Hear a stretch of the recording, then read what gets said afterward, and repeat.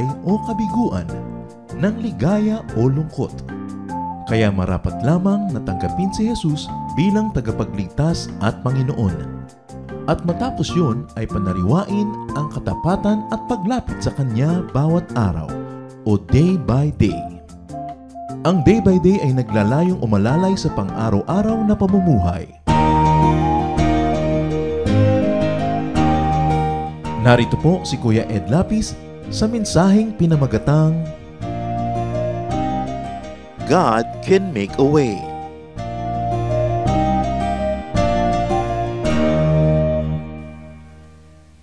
Kuminsan po dumarating sa panahon na tayo ay hirap na hirap, parang imposibleng malutas sa mga problema natin. If you have lived long enough to realize that there are moments when you can feel so helpless, then we have learned a basic lesson in life. May mga panahon na talagang parang imposible na dumating ang mga kalutasan sa ating mga problema, but do not despair and do not be discouraged because God can make a way. Yan po ang pamagat ng ating pag-aaral ngayon. God can make a way. At napakahalagang maalala ito, lalong-lalo na kung parang kumisan, nawawalan tayo ng pag-asa.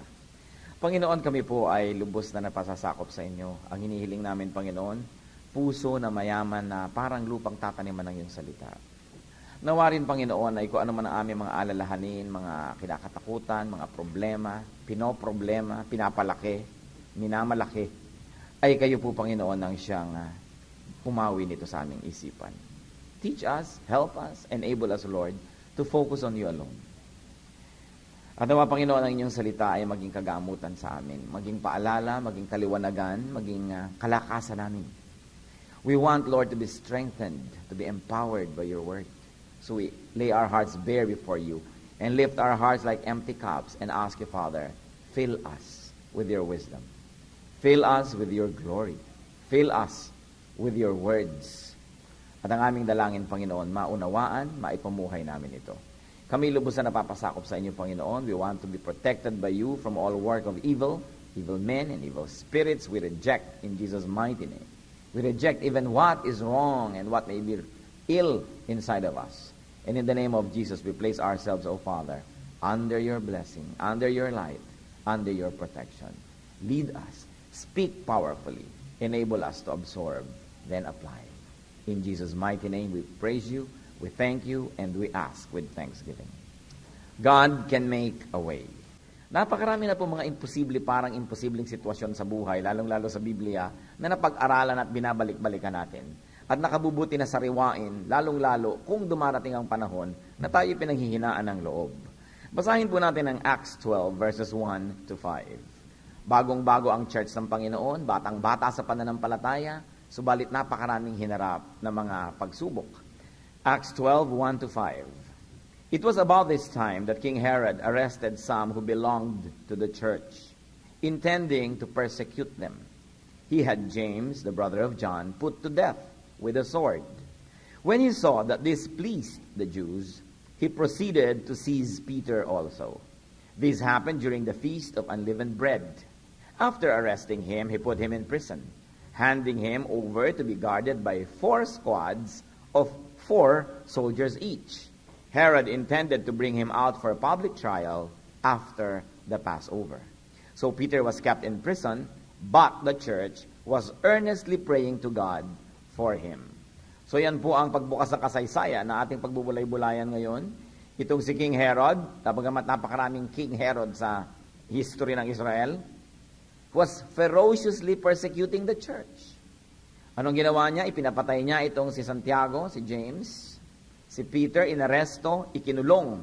At 16 na kawal ang nagbantay kay Peter lang mag-isa. At siya po in-schedule para sa isang public trial pagkatapos ng Passover. Parang napaka-hopeless ng sitwasyon. So bleak. Because Peter was guarded by 16 soldiers. He was inside the prison with iron bars. Paano pa siya makakalaya? Tapos may nauna pa na pinatay na. James was killed by the sword. So ano ang mararamdaman ni Peter? Anong mararamdaman ng mga kapatiran na nananalangin? Sapagkat maaaring isa-isa na silang kuhanin at patayin din sapagkat ginaganahan tong si Herod because nakita niya na Tuwa pala dun sa marami sa mga mamamayan yung nangyayari. He probably wanting to be very popular. So kung kayo yung mga kapatiran, hindi man kayo yung si Peter, iniisip nyo, any moment, pwedeng tayo ang isunod. Dahil iniisa-isa na sila eh. Pero anong ginawa nila? Sila ay nanalangin. The church earnestly prayed for Peter. Let's read on. Acts 12, 6-10 rather. The night before Herod was to bring him to trial, Peter was sleeping between two soldiers, bound with two chains, and sentries stood guard at the entrance. May gana pang matulog si Peter. At mahimbing ang tulog, hindi basta tulog. Kayo man yung ilalabas sa kulungan at lilitisin na bukas, alam nyo si Lord, less than 24 hours from arrest to death. So napakabilis, parang si Jose Rizal.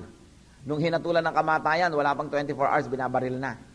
Napakabilis, sapagkat natatakot sila na ang publiko baka mag-alsa at agawin yung kanilang papatayin. So ito naman si Peter, natutulog.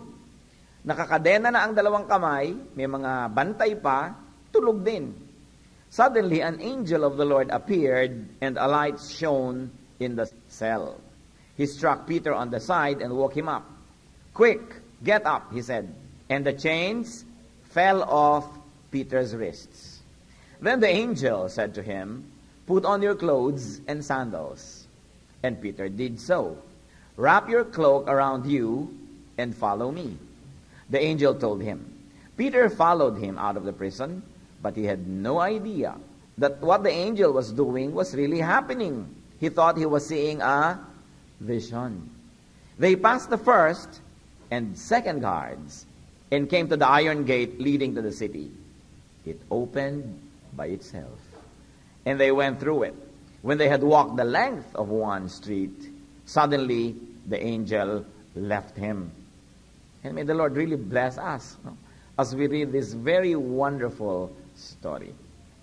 So yung bisperas ng paglilitis, sobrang secure ang prison. Red alert ang lahat. Alam na nila maraming himalang nangyayari, maraming gulo na, at maraming kung ano-anong istorya.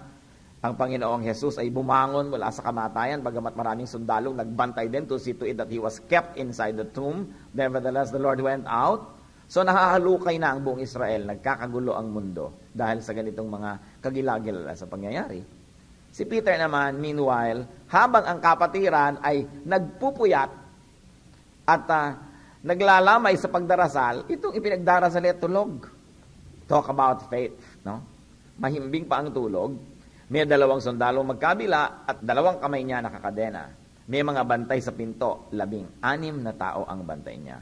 Biglang nagliwanag sa loob ng kulungan at lumabas ang isang anghel ng Panginoon at itong si Peter ay kinakalakalabit, inuuga-uga. He was being struck on the side at ginising. Isipin nyo, nagliwanag na, hindi pa rin nagising. Kayo kuminsan siguro, nasa kwarto nyo, may magbubukas ng ilaw, kahit sa may labas lang, nagigising kayo eh. Ito, nagliwanag na't lahat, tulog pa rin. And so, the angel woke him and told him to get up quickly. At nung malamat na himasmasan to si Peter, ano nangyari? Nalaglag ang kanyang mga kadena, nakalag ang mga kadena sa kanyang mga kamay. At sabi ng anghel, magbihis-bihis ka, isuot mo yung sandals mo. So siya ay hindi pa nakadamit ng panglabas, ng pangalis, nakaparang pambahay pa siguro siya o pantulog.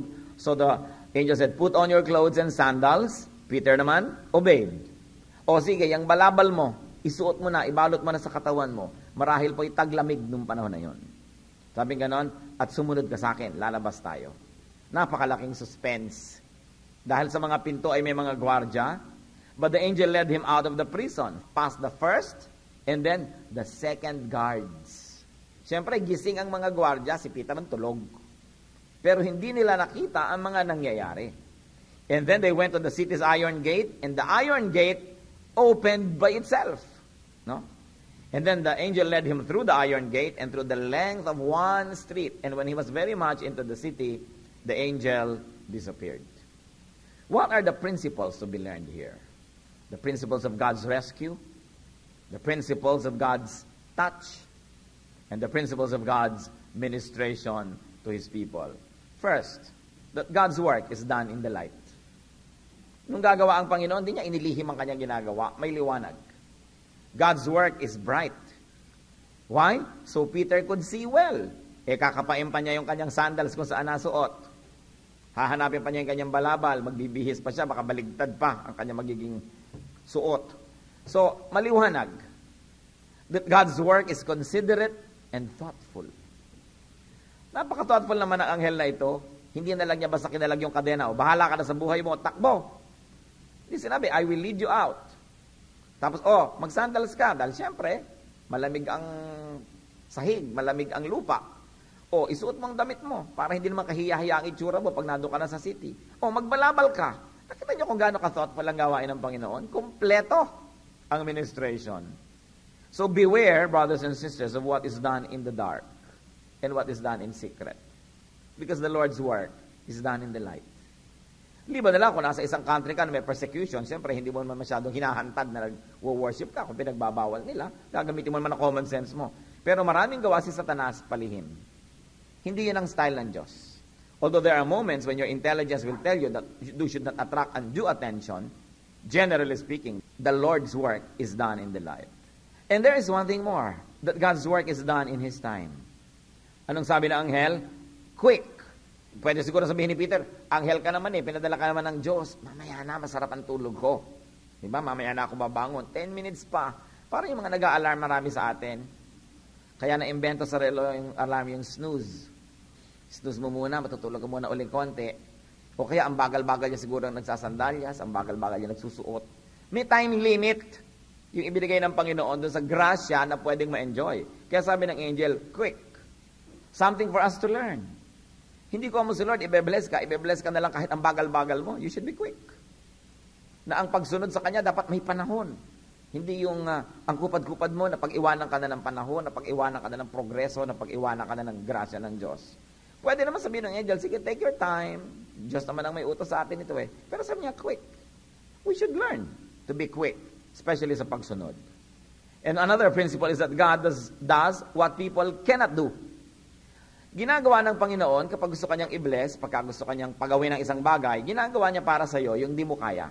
So ano pong ginawa ng Panginoon? Hindi naman kaya ni Peter na lagutin ang kanyang kadena, ang kadena ay nakalag. Ano pa hindi kaya ni Peter? Buksan ang iron gate. At sigurado ang ingay-ingay nung pag nabuksan. So, binuksan ng Diyos. Hindi kaya ni Peter na bulagin yung mga gwardiya sa mga nagaganap. Ginawa yun ng Diyos. So remember, God does for you what you really cannot do. But another principle of God's help is that God wants people to do what they can do. Katulad ng, sabi ng anghel kay Peter, get up. Hindi naman binuhat para tumayo Marami po sa atin, hindi tayo makatindig-tindig dahil gusto natin binubuhat. Inaalalayan ka pa, hinihila ka pati ko naman, lalong habang binubuhat, lalong nagpapakatumba-tumba dahil may bumubuhat. Para yung mga ginigising na laling nagtutulog-tulugan kasi may nanggigising. Mga estudyante ginigising para pumasok, lalong natutulog. Subukan mo huwag gisingin yan at mahuli yan sa eskwela mga 3 beses pag hindi matulin pa sa alas 4 bumangon yan mag-isa. Nagiging over-dependent. Sabi ng angel, get up. At ano pa sabi niya? Magsandalyas ka na. Isuot mo na yung baro mo. Hindi siya sinuotan ng sandalyas at hindi siya binihisan ng anghel. Bakit gagawin ng anghel? Kaya naman gawin ng tao. At sabi niya, nakatayo na. Ano ba? Yung balabal mo, isuot mo na. Talaga naman, balabalan pa kita. Kayang-kaya mo naman gawin yan. At sabi pa ng anghel, follow me. Hindi siya binuhat dahil kaya niyang maglakad. Siguro naman, obvious na obvious sa atin mga kapatid yung prinsipyo. God will do for you what you cannot do. But God will not do for you what He has created and enable you to do. Kaya dapat alam natin yon. Kaya kong gawin to. Bakit ko ipapasa Diyos? Diyos ko po, tulungan niyo po itong kapatid ko na itong nahihirapan. Wala siyang kapera-pera. Bakit pa nagagawin ng Diyos? May pera ka. Bigyan mo na. Ba't mo ipapagawa sa Diyos yung kaya mo? Diba? Ipasa niyo po ako sa test tapos hindi mag-aaral. Ang gusto lagi, himala. Ang Diyos bihira maghihimala. Kasi araw-araw nga himala na.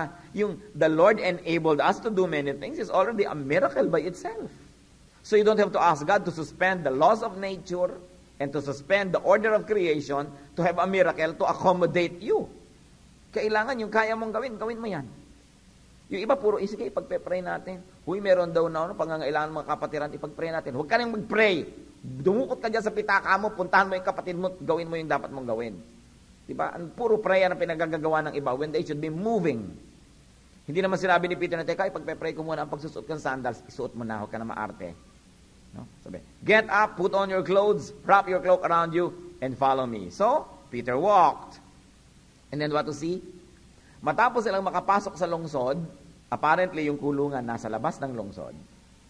At nakapaglakad na sila ng isang bloke, iniwan na siya ng anghel. Kasi by then, nasanay na siya sa nangyayari. Hindi na siya magugulat pa, nakapaglakad na ng isang bloke. Ano pong ibig sabihin? Iniwan na siya ng anghel kasi safe na.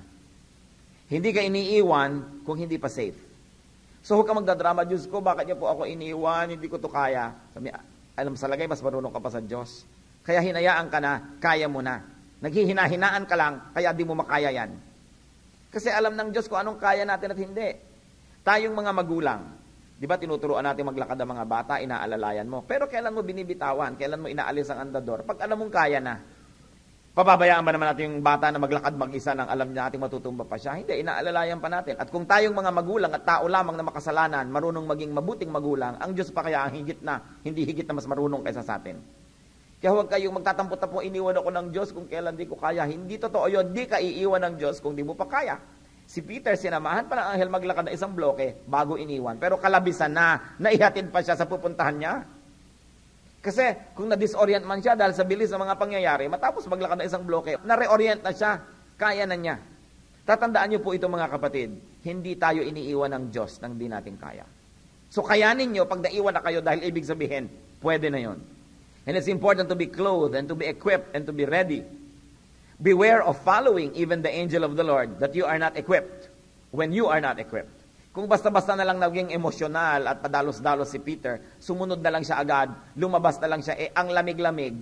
Maaaring ang siya ay nakawala doon sa kadena ni King. Pero maaaring maikamatay niya, pneumonia, kasi kay lamig-lamig pala. Kaya pinagsuot ng kanyang jacket, pinagsuot ng kanyang sandalyas, ng kanyang mga damit. Hindi ko mo sumusunod ka sa Diyos, pwede na hindi ka equipped. Kaya mga iba, gusto ko na pong magpastor. Ay, ilang taon ka na ba iyo? 17 ho. Mag-aral ka muna. Mag-aral ka sa Bible school, mag-aral ka ng kung ano. Gusto ko na pong sumunod ngayon sa Diyos. Oo nga, gusto mo, pero di ka pa equipped. Kailangan equipped ka. Hindi anak na sumusunod ka na lang basta. God's work must be done God's way. Maraming ganyan basta-basta humaharurot na lang sa kanilang mga leading ni Lord, hindi naman equipped. So anong nangyayari? In the middle of the whole project, umaatras. In the middle of the whole enterprise, nasisiraan ng loob. So, susunod ka, yes. Pero, magbihis ka muna, magdamit ka, magsandals ka. Do what you must. Napakahalaga na isipin yan. So, Peter walked.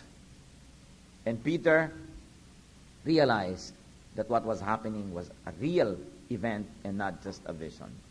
Kaya may katotohanan po doon sa sinasabi ng matatandang nasa Diyos ang awa, nasa tao ang gawa.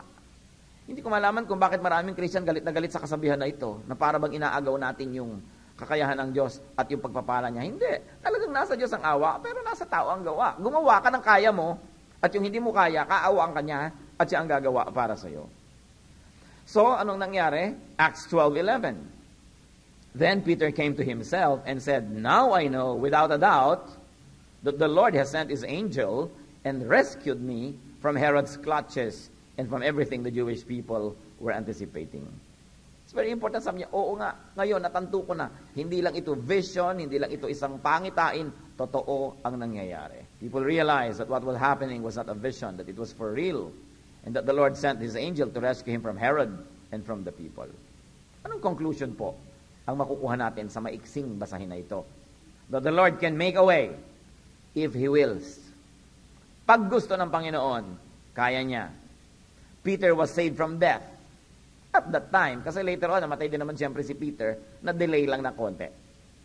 But you should also remember, listen church, that James was allowed by the Lord to be with him earlier.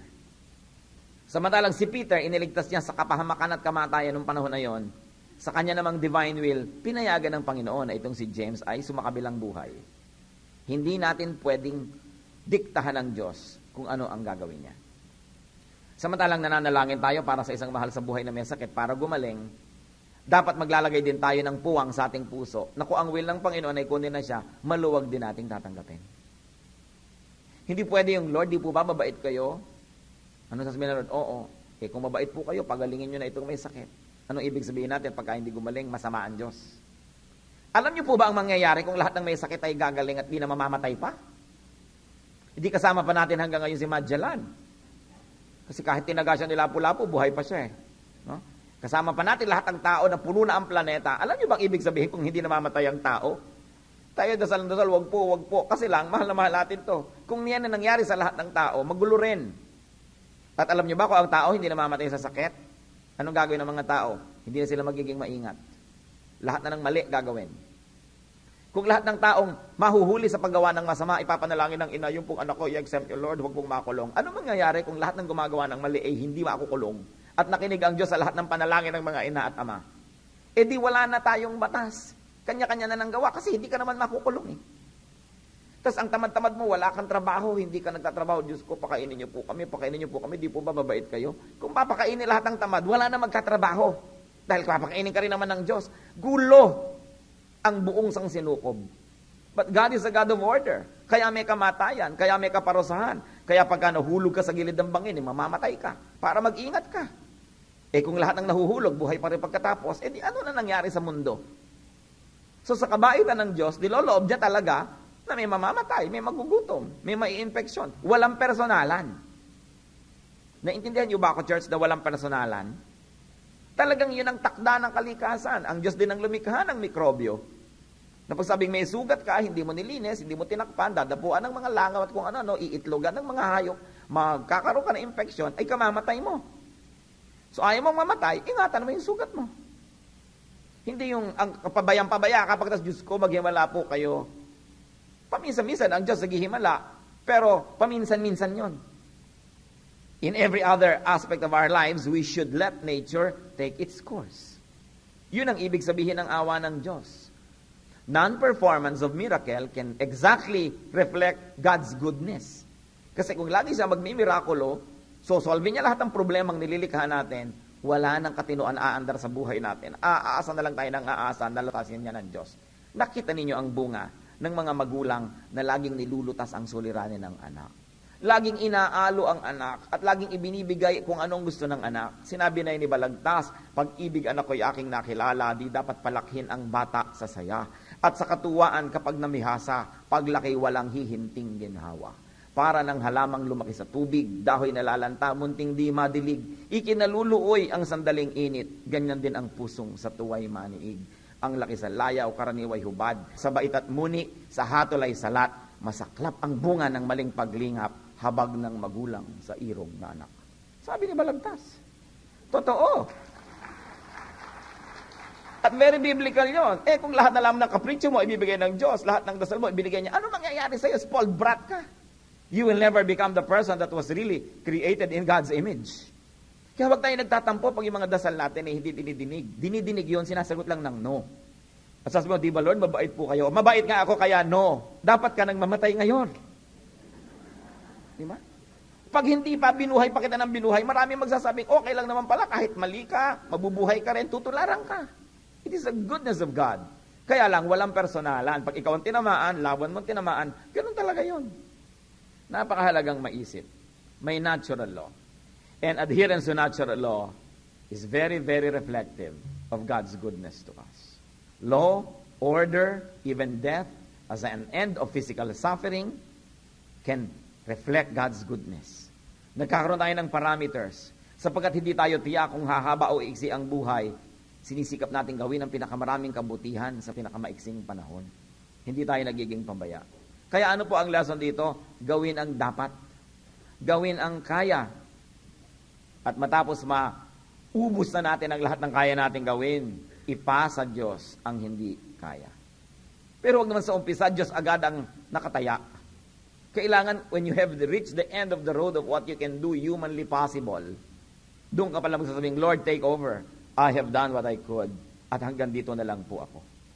1 Corinthians 3:6, I planted the seed, sabi ni Paul, Apollos watered it, but God made it grow. So, hindi pinagtanim yung Diyos kasi kayang magtanim naman ni Paul eh. Hindi pinagdilig ang Diyos, kaya naman magdilig ni Apollos, pero hindi nila kayang patubuin ang isang buto. Diyos ang kailangang gumawa nun. So you see the wonderful partnership between God and humans. Meron kang merong gagawin ng Diyos, at sigun sa ginawa sa'yo ng Diyos, meron ka uling kayang gawin, at sigun sa ginawa mo, meron uling gagawin sa'yo ang Diyos. Interactive ang tunay na pananampalataya. Hindi one-way street. Kaya kailangan lagi tayong kumikilos, gumagawa. What else can we learn? No human prison can hold a person that God wants to set free. No human chain, no human guard can hold a person that God wants to set free. Pag gusto ng Diyos, napalayain ka, relax ka lang. Tingnan niyo si Peter, tulog. Sinong nag-aalala? Yung mga kapatiran. Pero siya, mahimbing ang tulog. Sabi niya siguro, sa mamatay, di nakita si Kristo. Sa mabuhay, di mapaglingkuran pa si Kristo. Di Diyos ang bahala. Kung mamatay ka, mabuhay ka, problema yan ng Diyos. Pero gabi ngayon, at ang gabi inimbento ng Diyos para itulog, matutulog ako. Yan ang ginawa ni Peter. At dahil siguro siya natutulog, nakaya niya rin maglakad. Maaring ito'y binugbog pa Maaring ito'y pinahirapan pa. Kung nag-alala siya ng nag-alala, lalo siyang pumayat, lalo siyang nawala ng mga antibodies, hindi na niya kaya siguro maglakad. Sabihin man ang anghel, maglakad ka. Mga kapatid, kung may suliranin kayo, may mabigat kayong mga ginagawa at dinadala, huwag niyong idamay ang tulog niyo. Kasi habang di kayo natutulog, lalong nawawalan tayo ng katalinuhan mag-isip. At alam niyo po, ang isang tunay na bagay na nais ko i-share sa inyo, meron kayong gustong lutasin na problema, meron kayong tanong sa Diyos, bago kayo matulog, itanong nyo. Bago kayo matulog, isipin nyo yung problema. Pagkatapos manalangin kayo, nabigyan kayo ng Panginoon ng mahimbing na tulog. Alam nyo, pag natulog kayo na mahimbing, paggising nyo, ang gumigising sa inyo, yung sagot sa tanong nyo.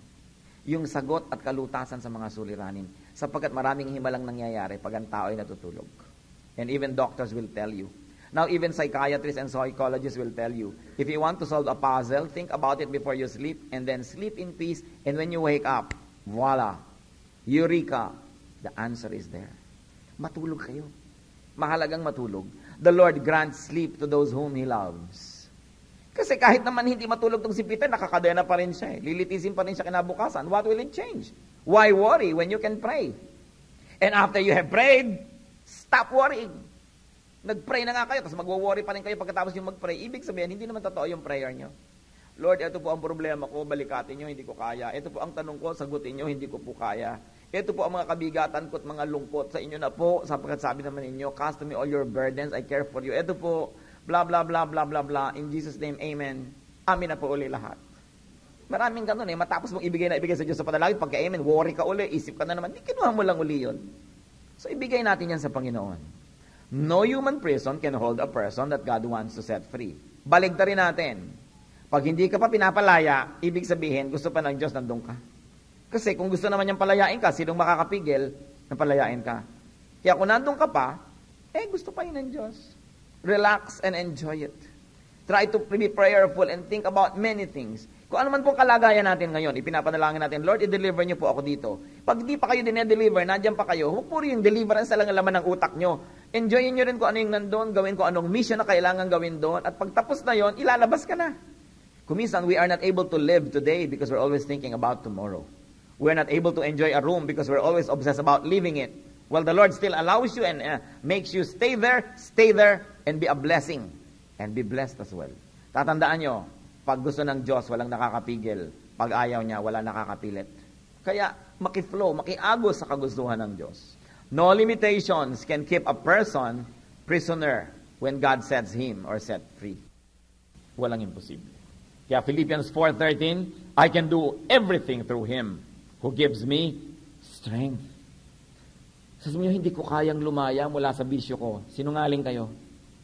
God can set you free. Hindi ko kayang lumayo dito sa aking kalaguyo. Kasi nungalingan. Na kaya niyong mabuhay bago siya yung na-meet. Kailan mo ba na-meet yung kalaguyo mo? 34 na ako. Ibig sabihin mula age 1 hanggang 33, hindi ka nabuhay? Nabuhay ka before, mabubuhay ka after. Napalagay lang yan dyan, naging habit lang. Habits are learned. And remember, anything that is learned can be unlearned. Yung mga bisyo natin, mga kung ano-ano, learned yan lang learned habit, learned behavior yan. Pwede yan tanggalin. Hindi po ako pwedeng tumigil manigarilyo. Bakit? Nung ipinanganak ka ba, may nakasupalpal ng sigarilyo sa'yo? Wala po. Ayun pala Hindi pwedeng wala. Huwag yung sinasabi hindi pwede. Pag sinasabi niyo yung word na hindi pwede, para namang walang Diyos, may Diyos. pwede ang anumang bagay. Lalo't mabuti, lalo't mainam. So do not be afraid. Prayer is the best answer to impossible solutions. Prayer is the best answer to persecution, to imprisonment. Kaya lang, be Spirit-led in your prayer. Hindi basta pray tayo ng pray. Ang unang ginagawa ng taong mananalangin Lord, Holy Spirit, Father in heaven, ituro niyo po sa akin kung anong ipapanalangin ko. Marami po kasi sa atin, gustong-gusto natin na isang bagay, may personal interest tayo, may vested interest tayo. Di na tayo sumasangguni sa Diyos kung anong gusto niyang marinig na panalangin. Sige na lang tayo ng sige ng panalangin na gusto nating makamit. Kaya sabi po sa Romans 8, we do not know how to pray, but the Spirit leads us and teaches us how to pray. Even prays for us and leads us in prayer. Kaya, okay, number 1, dapat madalanginin. Number 2, hindi lang nananalangin. We pray according to God's will. And how do you know God's will? Kailangan natin ng Spirit, the Holy Spirit, to guide us in our prayer life. Tatandaan niyo po na ang prayer ay hindi pamimilit sa Diyos ng magugustuhan nating makamit. Ang prayer is asking God what He wants to give us. And then we ask for it. Well, God gives us many things without prayer. There are many things that He gives only through prayer. And it is only when we pray according to His will. Because the Bible says, when we pray according to His will, He hears us. It is important to realize. And then when the Lord comes to the rescue, obey the Lord. Obey the Lord's angel in times of rescue. Eto ka na, nasadlak sa bisyo, nakulong sa kulungan ng bisyo, sa kulungan ng immorality, sa kulungan ng masamang ugali, sa kulungan ng ganito't ng ganong sitwasyon, inire-rescue ka na, eto ka naman ngayon, ayaw mo pang bumangon, ayaw mo pang magbihis, ayaw mo pang sumunod. When the Lord comes to the rescue, obey. And do not be afraid. Do not argue. And do not hesitate. Never be late. Obey. Kung si Peter, baka naman tayo makita ng mga gwardiya, nakukita na nga siya dapat. Kung nagtanong-tanong pa siya ng mga ganon. Bakit ako lalabas? Anong mangyayari? Paano natin bubuksan yung gate? O natanggal nga itong kadena, yung mga gwardiya sa labas. Paano yung city gate? Paano tayo papasok doon? Mahuhuli din tayo, wag na. Maraming ganon ng mga tao. Nililid na every step of the way. Siya pa yung nagiging sagabal. Tinuturoan na paano how to stop smoking. Siya pa nagsasabing, siguro makakatigil ako ng 1-2 araw, pero sa 5th day, bibigay din ako. Kaya tuloy hindi na nag-uumpisa kasi yun ang iniisip. Paano naman ako mag-help sa church? Paano ako magkaka-ministry? Di nagkaroon ako ng pananagutan. Kami mga meeting dyan at kung ano-ano. Hindi na nga matutuloy kahit kailan kasi nire-rescue ka na nga sa yung uselessness. Marami ka pang katwiran. So, pag akita natin, eto na yung leading ni Lord, eto na yung tamang gawin, sumunod na. Don't be afraid. Sometimes we are afraid. Tayo na nga yung inililigtas, tayo pa yung natatakot. Mark 5:36. When Jairus' daughter died, and he wanted the Lord to come to his house, and the people said, wag na, patay na ang bata. Sabi ni Lord sa kanya, ignoring what they said, Jesus told the synagogue ruler, don't be afraid, just believe. Don't be afraid. Ang pagpipilian lang po natin, mga kapatid, sa maraming sitwasyon, dalawa. To be afraid or to believe. Madalas ganon. Meron kang gagawin na kabanalan, magkakaroon ka ng fear. Hindi mo kaya yan, hindi mo ma-afford yan, hindi mo ma-maintain yan. Sabi ni Lord, don't be afraid. Just believe. Anong mapapala nyo kung doon kayo sa kabila, doon sa fear? Wala. Uurong kayo ng uurong, aatras na aatras, magiging mas duwag ng mas duwag ng mas duwag, weaker and weaker. Kaya sabi ni Lord, don't be afraid. Just believe. May Diyos Mahal ka ng Diyos, baka pangyarihan ng Diyos. Ba't ka natatakot? Hindi bagay sa Kristiyano ang duwag. Sabihin nyo nga sa katabi nyo yan, ang nanggigiliiti kayo at yung mata nyo halos bumulwak. Hindi bagay. Kasi may Diyos. Tanong, could you be being rescued right now from an imprisonment? Baka nga mismo itong message na ito Ito ang paraan ng Panginoon. Ito yung anghel. Diba? Na ipinapadala ng Diyos sa inyo para kayo ma-rescue from whatever imprisonment. At kayo at ang Diyos ang nakakaalam kung anong pinag-uusapan natin na imprisonment na yan. Pinapalaya na kayo ngayon pa, pero nag-a-argue na naman kayo. Sabi ng Panginoon, don't be afraid. Just believe. Follow the angel and walk out of that prison. Kung minsan, ikaw na nga ililigtas, ikaw pa tumaarte. Kailangan, kung inililigtas na tayo, sumunod na. At anong po sabi ng anghel? Quick! What was appropriate to do 1 second ago no longer is. Kailangan tama ang timing natin. Meanwhile, just an aside, baka curious kayo kung ano nangyari. Siyempre, nakalaya si Peter, etc., etc. Acts 12, 18 to 19. In the morning, there was no small commotion among the soldiers as to what had become of Peter. After Herod had a thorough search made for him and did not find him, he cross-examined the guards and ordered that they be executed. Then Herod went from Judea to Caesarea and stayed there a while. Naghalo ang balat sa tinalupan, kinabukasan, nawawala ang bilanggo. Nakasara pa ang mga gate ng prison, nakasara rin ang city gate. Nandun yung kadena, para bang yung telang ibinalot sa katawan ng Panginoon, nandun, pero wala yung katawan. Andun yung kadena, nakalak pa rin, pero bakit nawala yung kamay na nasa loob ng kadenang ito? At nagkagulo ang lahat. Ang pinipigil ni Herod na balita na kumalat na totoo si Kristo, lalong naging matindi sapagkat yung kanyang prize catch nakawala. At matapos niyang siyasatin ang mga sundalo, therefore nalaman niya yung totoo, ipinapatay ang mga sundalo. Bakit? Ang mga ito ang magkakalat ng katotohanan na nakawala sa kabila ng katotohanan binabantayan nila. So pinatay to suppress the truth, to silence them. Ito ang napala ng mga sundalong ito kasi they were employed by Herod. Kahit sila matapat kay Herod, hindi naman sila love ni Herod, sayang lang sila.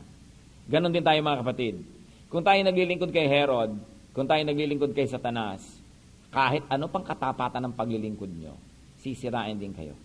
Because the devil comes only to steal, kill, and destroy. Huwag na huwag kayo makikipagkaibigan kay Satan. Huwag niyo siyang paglilingkuran kasi hindi siya naglalagay ng loyalty pin. Habang loyal kayo sa kanya, mas sinisira kayo. Kasi Satan nga siya eh. So do not be in Herod's employ. Sino-sino sa atin ang naglilingkod kay Herod kung sino man yon. Ibig sabihin, siya pa na sumisira sa church, siya na sumisira sa mga lingkod ng Panginoon, siya pa ang paglilingkuran natin, doon pa tayo makikipag-cooperate. Do not be in Satan's service. Because Satan is a cruel master. Serve the Lord. Maglilingkod din lang tayo, di si Lord na, dalawa lang lagi yan eh. Nakikita niyo sa Bible yung dichotomy lagi. 2 men on the cross, one is saved, one not. 2 builders, one built on rock, one built on sand. Laging ganun para madali ang ating choice. Kaya ang sabi naman ni Lord dito kay Jairus, do not be afraid, only believe. Mamimili ka lang eh, will I be afraid or will I believe? Tapos pag maglilingkod tayo, will I serve Satan or will I serve God? Sasabihin ng iba, ang hirap-hirap naman pong gumawa ng mabuti. Agree. Pero mahirap din gumawa ng masama. Pareho lang hirap yan, doon ka na sa mabuti. Mayroong mga walang ginagawa sa church, walang ginawa kundi mag-chismis-chismis, mag-criticize. Doon ka pa sasali. Ba't di ka sumali doon sa bumubuo, naglilingkod? Parang mahirap din naman parehong gawin yan eh. Doon ka na sa tama. Hindi mahirap mamili. Kailangan lang decided tayo to do what is right. And remember, let's go back to the theme of the story. Kung kayo may nakakulong, nakakadena, may nagbabantay, parang imposible. Walang imposible sa Diyos. God can make a way. Panginoong Diyos, salamat at kayo makapangyarihan sapagkat kami hindi. Salamat po't walang imposible sa inyo. Sino man sa amin ngayon ang kinakausap niyo, Panginoon, na gusto niyong palayain mula sa aming mga bilangguan, maliit man o malaki. Narito kami, Panginoon. Makita mo nawang willing, Lord, na sumunod dun sa anghel na ipinapadala mo para kami makalabas sa aming mga kulungan. Siyasatin niyo po ang aming puso, Panginoon, at nawa yung salita niyo maging makapangyarihan sa aming buhay. Mga kapatid, sino man sa inyo, kinausap kayo ng Diyos ngayon. Personally, may mensahe sa inyo. Alam niyo kung ano yung prison na yon.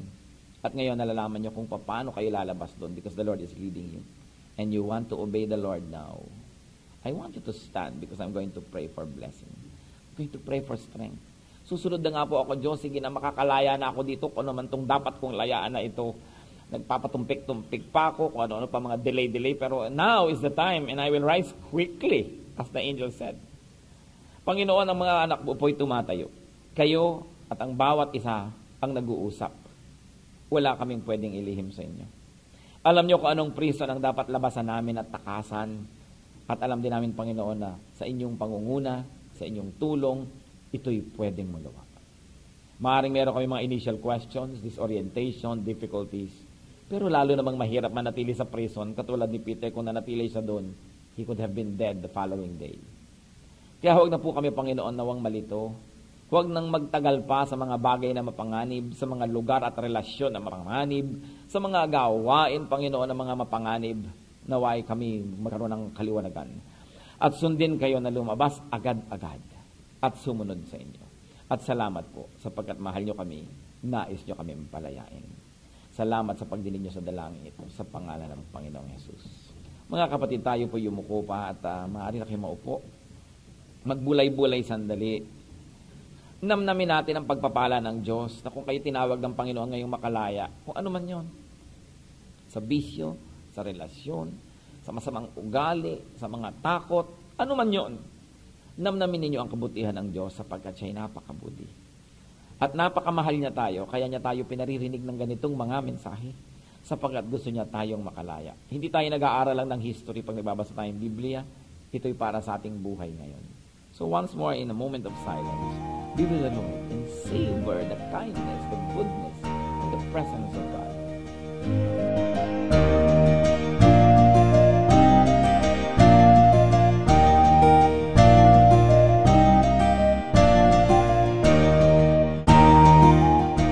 Ang katatapos pong mensahe ni Kuya Ed Lapiz ay pinamagatang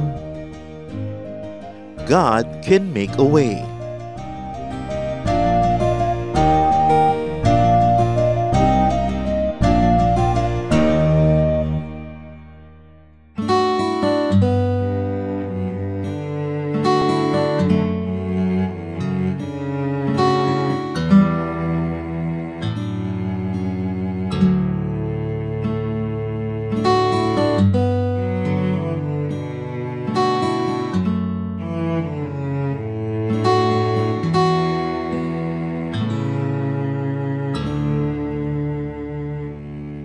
Aking damdamin, di mapalagi, at ang isipan ay laging ligaw, di mawawari ang buhay palagi, kahit itama ay hindi sapat. Nais kong itabang lahat, ngunit iabot at di sapat.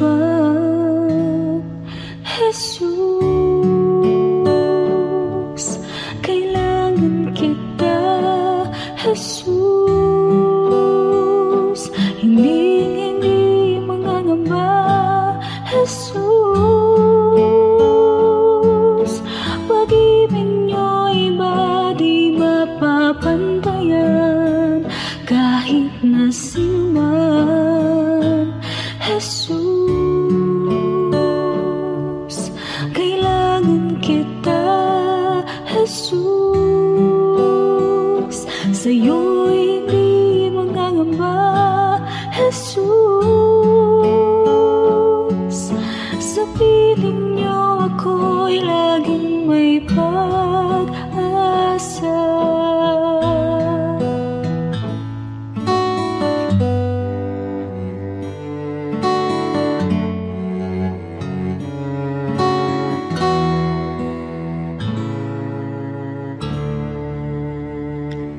Aking damdamin, di mapalagi, at ang isipan ay laging ligaw, di mawawari ang buhay palagi, kahit itama ay hindi sapat. Nais kong itama ang lahat, ngunit iabot at di sapat. Jesus, kailangan kita. Jesus, hindi mangangamba. Jesus,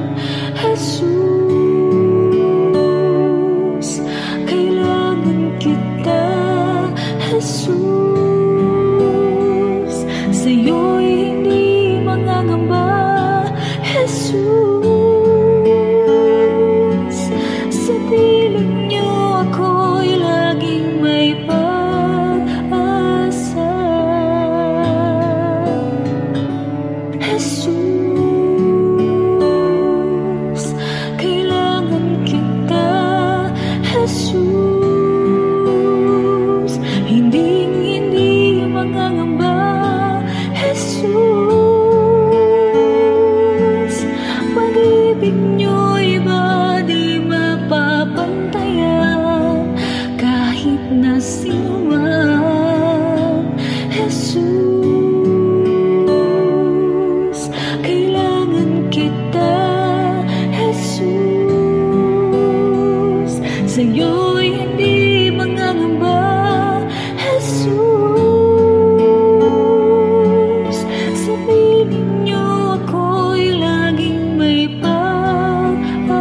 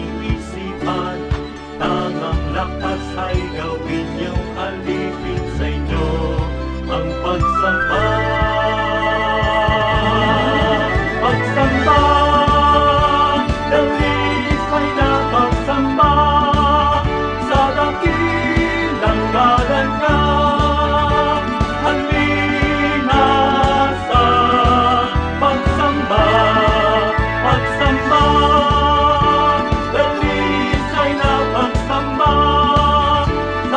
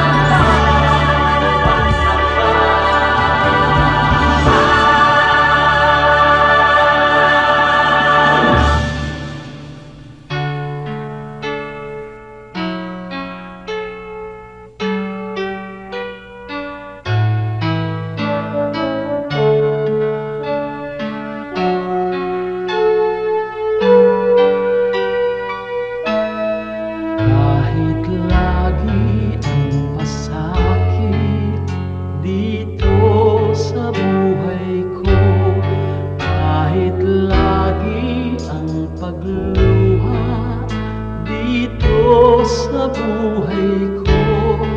Sakali man itong aking pamatok, ubod ng bigat, sa tulong mo, Jesus, nakakaya ang lahat.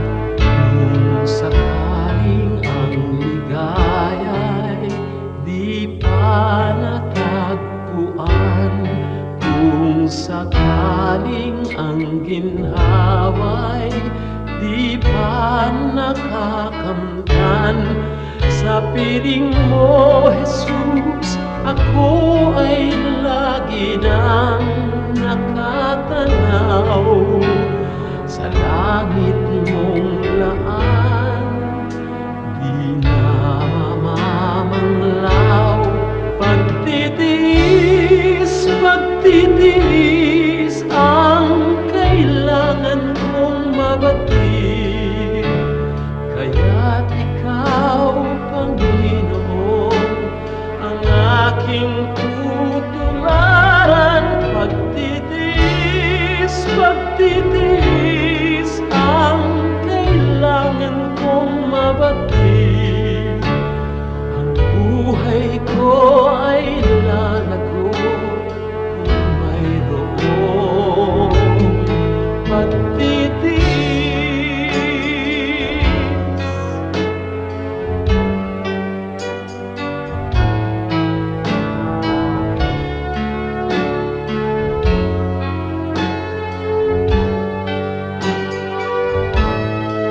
Kung sakaling ang ligaya'y di pa natagpuan, kung sakaling ang ginhawa'y di pa nakakamtan, sa piling mo, Jesus, ako ay lagi nang nakatanaw sa langit mong laan. Di na mamamanglaw, pagtitiis, pagtitiis ang kailangan kong mabatid. Kaya't ikaw, Panginoon, ang aking tutularan.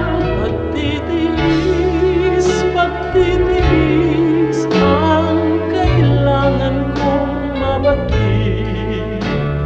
Espiritu ay lalago kung mayroong pagtitiis.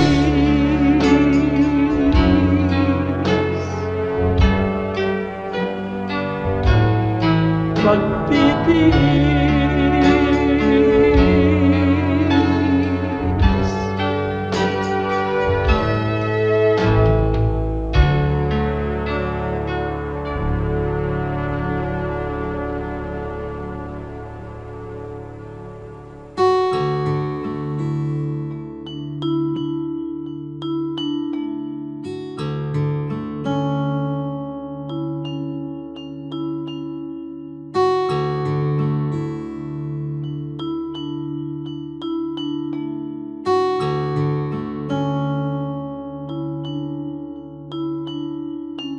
Pagmamahal mo sa akin, o kahirap maliri,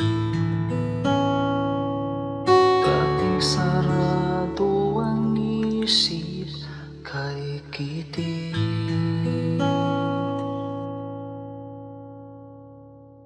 Mulian kang nakilala,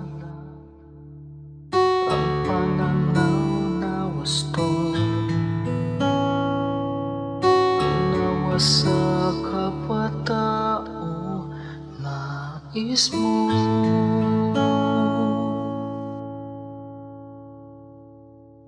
O Jesus, ang iyong pag-ibig ay hindi nagtatangi.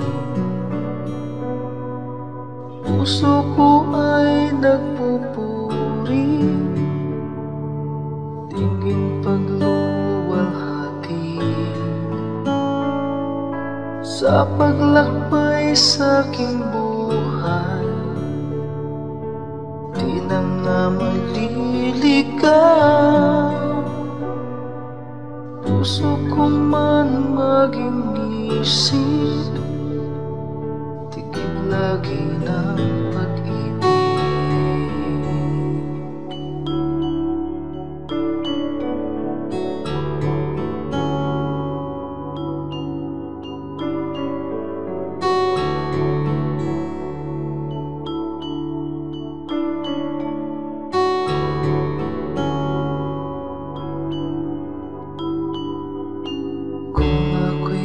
Magsalita man, wika ng bawat tao.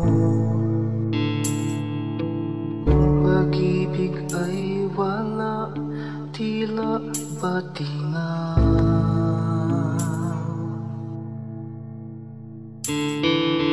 Ang dalisay na pag-ibig ay mapagpahinuhod at hindi na nagkukulang kailanman.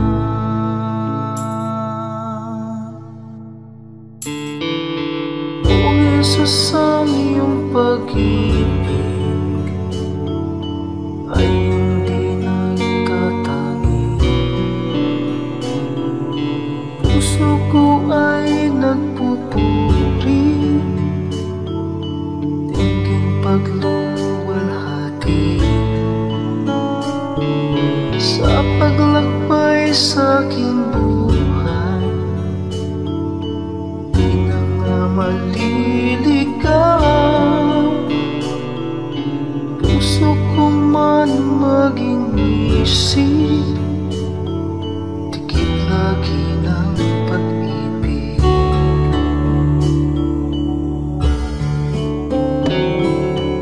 O Jesus, ang iyong pag-ibig ay hindi nagtatangi. Puso ko ay nagpupuri, dinggin pagluwalhati sa paglakbay sa aking buhay. Di na nga maliligaw, puso ko man maging isip, tigib lagi ng pag-ibig.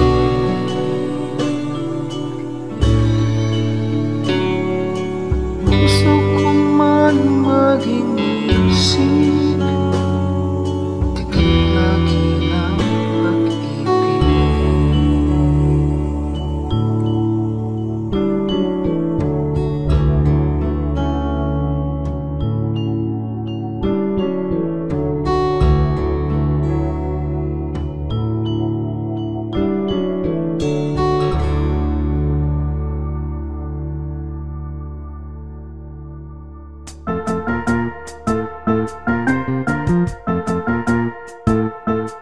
Oras na po para pansamantalang magpaalam ang programang Day by Day. Tayo po'y magsama-sama tuwing ika-6 hanggang ika-7 ng umaga, araw-araw. Magandang umaga po at mabuhay ang Panginoong Hesus!